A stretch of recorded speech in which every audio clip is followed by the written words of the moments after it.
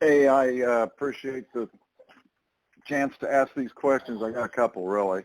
Sure. One is, what is the other type of, Chad was talking about another type of comparative market analysis where he gives you an analysis of what the property is worth as is with no, just putting it on the market as for a cash buyer all the way up to improving it and getting it perfect ready for obtaining the most cash or the most, for the highest sale. The thing you referenced was what it's just a really simple net sheet that I use. And that's where I run 3 scenarios side by side. And I think this is in the Facebook group as well as in our fast track training. But I'll run 3 scenarios. If I think I might buy the house or I might list it, it'll be, cash as is retail. If I know that it's just going to be a listing, it may be, as is retail rehab. So I'll run the scenario of this is how much if we don't do anything. This is how much if we, do a little bit and try to retail it. And this is how much if we go flip the house and make it, the best we can make it. And I kind of use the 2 in tandem. I'll say this. I do about 2 hours of homework. My assistant does about 2 hours of homework. The entire pricing conversation comes down to about 3 seconds.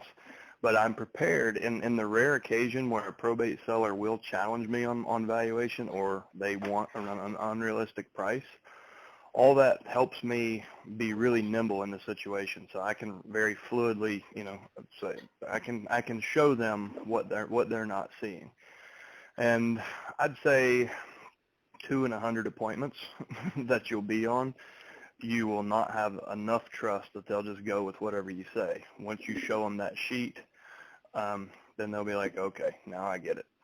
And the net sheet I use to help them self-select into the best solution. So a good example is a seller who thinks they want retail price, but they've told you they have to sell in 30 days or less and they don't have any money to put into the home.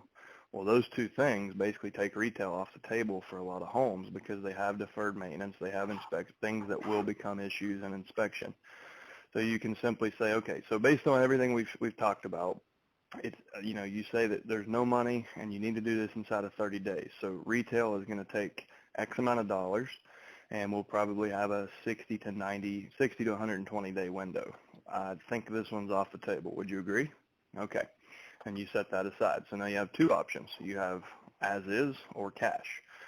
And you can, based on how that conversation went, you can, using their target date and their biggest motivation. Typically they're going to be most motivated for, based on time or based on the amount of equity. And sometimes it's both. That's where creative financing comes in handy. But if time is the most important, then it's a good acquisition target. If money, equity is the most important, then it's a good listing target. And I use the net sheet to kind of let them self-select. Now I'll say this, I pretty much know the outcome before we even go down that path. Because people who are going to sell a house for 50 cents on the dollar are going to sell a house for 50 cents on the dollar. You can tell them, I can get you $100,000 more, and they still want to sell fast.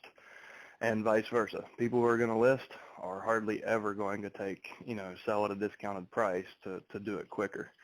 So you kind of know that, but it's a way to lead them into making the decision and let them feel in control, which it's really transparent and it builds a ton of trust. So that's kind of how I use the 2 different tools.